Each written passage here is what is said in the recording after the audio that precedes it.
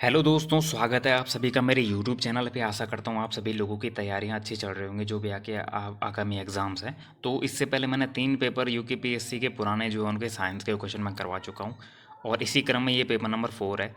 और ये आपका सहायक समीक्षा अधिकारी का पेपर है 2014 का। ठीक है, तो इसमें जितने साइंस के क्वेश्चन होंगे वो मैं करवा दूंगा। इससे पहले मैं 3 पेपरों के साइंस के क्वेश्चन करवा चुका हूँ, वो मेरे चैनल पे पड़े हुए हैं। प्लेलिस्ट मैंने बना रखी है ओल्ड पेपर सॉल्व की, उसमें केवल साइंस के क्वेश्चन है। ठीक है, तो ये पेपर नंबर 4 है, इसके सारे क्वेश्चन करवा देता हूँ साइंस के आज आपको।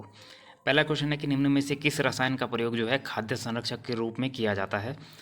तो आपका जो सोडियम बेंजोएट है, इसका प्रयोग जो है खाद्य संरक्षक के रूप में किया जाता है। ठीक है, इसका आपका सूत्र भी दे रखा है NaC7H5O2। सोडियम बेंजोएट खाद्य संरक्षक के रूप में प्रयुक्त होता है।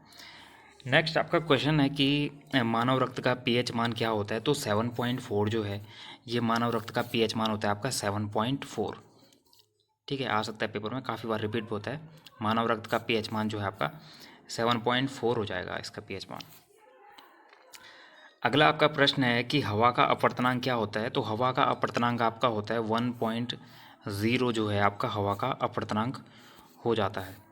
अगला आपका प्रश्न है कि निम्न में से किसके संचय के कारण पेशीय थकान होती है। थोड़ा इंपॉर्टेंट क्वेश्चन है गाइस ये।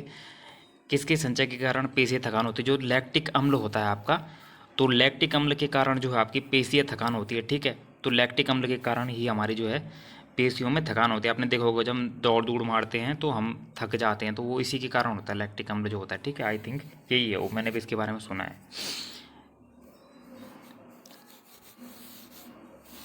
नेक्स्ट आपका क्वेश्चन है कि निम्न में से इनमें से कौन सा गैर आर्थ्रोपोड जनित रोग है। तो आपका जो गैर आर्थ्रोपोड जनित रोग है वो आपका टेटनिस आपका गैर आर्थ्रोपोड जनित रोग हो जाएगा।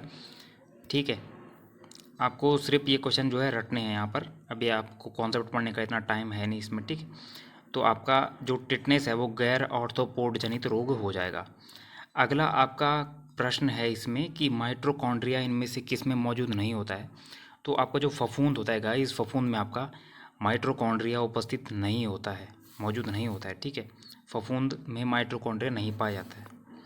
अगला आपका प्रश्न है कि कौन सा प्रोटीन समूह कोशिका अपघटन के लिए उत्तरदायी है। तो इसका इनमें से कोई नहीं हो जाएगा। इसका आंसर आपको अगर पता है तो आप कमेंट बॉक्स में कमेंट कर सकते हैं।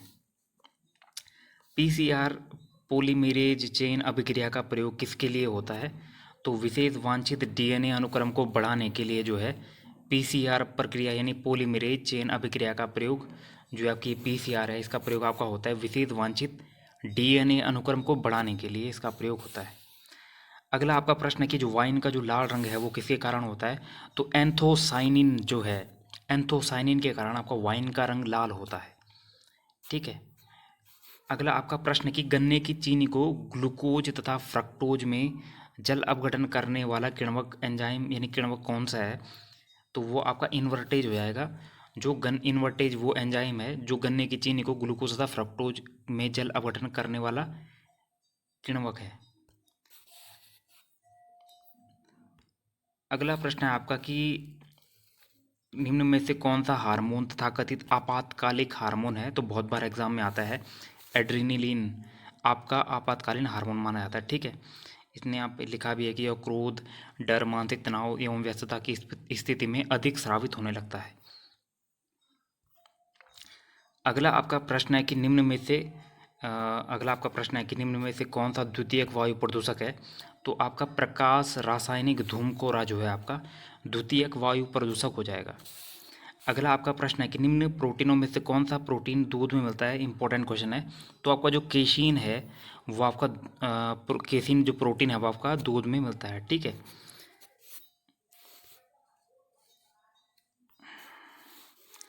अगला प्रश्न है कि निम्न में से कौन सा विटामिन सी है। तो एस्कॉर्बिक अम्ल, इसका मैंने पिछली वीडियो में बताया था, बहुत बार रिपीट होता है क्वेश्चन।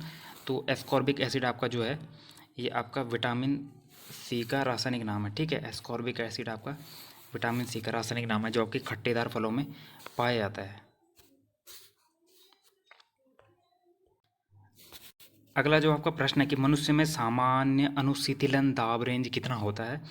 तो 75 से 90 मिमी जो पारदीय है वो इसमें मनुष्य में सामान्य अनुशीतलन दाब होता है। ऑप्शन ए इसका राइट आंसर हो जाएगा। ठीक है, अगला प्रश्न है कि निम्न में से कौन सा जोड़ा सही नहीं है। तो इसमें ए इसका सही नहीं है, क्योंकि सुपोषण झीलों में नाइट्रोजन और फास्फोरस में बढ़ोतरी, ये इसका रॉन्ग हो जाएगा। ठीक है, सुपोषण आपका होता है, सुपोषण मैं आपको बता देता हूँ। सुपोषण मतलब होता है कि किसी जलाशय में पोषक तत्वों को समृद्ध करना कहलाता है सुपोषण। ठीक है, तो सुपोषण मैंने आपको बता दिया, आपको नोट करना हो तो कर लेना। अगला प्रश्न आपका है कि BOD किसके निर्धारण में सहायक है। तो BOD आपका ऑप्शन बी, यानी जल के 100 मिलीलीटर के नमूने में जीवाणु की संख्या के निर्धारण में सहायक है। ठीक है, ये क्वेश्चन बहुत बार रिपीट होता है। पृथ्वी पर सर्वाधिक मात्रा में पाए जाने वाला जैव प्राकृतिक संसाधन है सेल्यूलोज, आपका इसका आंसर हो जाएगा। नेक्स्ट आपका क्वेश्चन है कि एक औषधीय पदार्थ जो कि विष लेने के विरुद्ध दिया जाता है, इसको कहते हैं प्रतिविष प्रतिकारक, इसका आंसर हो जाएगा। ठीक है, इन क्वेश्चनों को आप नोट कर लेना, ये आपके पेपर में आ सकते हैं।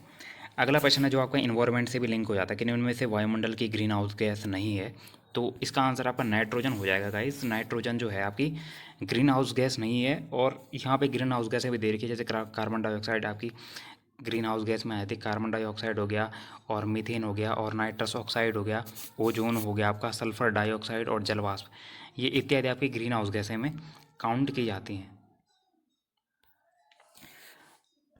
अगला आपका प्रश्न है कि किस पौधे के फूल होली में नारंगी रंग निष्कर्षण में प्रयोग होते हैं। तो आपका पलाश इसका आंसर हो जाएगा। पलाश के जो फूल होते हैं वो होली में नारंगी रंग के निष्कर्षण में प्रयोग होते हैं। अगला प्रश्न है कि धान की जो भूरी पर्णचित्ती का कारण क्या है। तो इसका कारण आपका कवक हो जाएगा। कवक जो है धान की भूरी पर्णचित्ती का कारण है। तो गाइज़ ये जो समीक्षा अधिकारी का पेपर है 2014 का, इसमें इतने ही साइंस के क्वेश्चन थे वो मैंने आपको करवा दिए हैं। और एक में 2 वीडियोस कर लाऊंगा, तो 2 पेपर के साइंस के क्वेश्चन उसमें करवा दूंगा। ठीक है, क्योंकि अभी जो है कनिष्ठ सहायक में साइंस काफ़ी कम लोगों ने पढ़ी है। बाकी तो जैसे जीके वगैरह हो गया या फिर उत्तराखंड वगैरह में सबकी पकड़ ठीक होगी, रीजनिंग भी नॉर्मली आती है। लेकिन साइंस में थोड़ा ये है, आगे पीछे हो सकता है। और करंट का अगर देखूंगा टाइम लगेगा तो करंट की वीडियोज़ भी 1-2 दे दूंगा आपको। ठीक है, फिलहाल साइंस के क्वेश्चन मैं हर पेपर के कंप्लीटली करवा रहा हूँ। आप चैनल से जुड़ सकते हैं। 3 पेपर के मैं करवा चुका हूँ, ये पेपर नंबर 4 है। 2 पेपरों के मैं कल करवा दूंगा। और आपके पेपर होने से पहले पहले सारे साइंस के क्वेश्चन प्रीवियस ईयर के मैं अपने चैनल पे करवा दूंगा। तो गाइस वीडियो आपको कैसा लगा, अपनी फीडबैक आप कमेंट में दीजिए। अगर किसी क्वेश्चन का आंसर मैं रॉन्ग दे देता हूँ तो उसका आंसर आप कमेंट कर सकते हैं। आपके कमेंट को मैं पिन कर दूंगा। ठीक है, अपनी तैयारी में लगे रहिए। मिलते हैं नेक्स्ट वीडियो में। Thank you.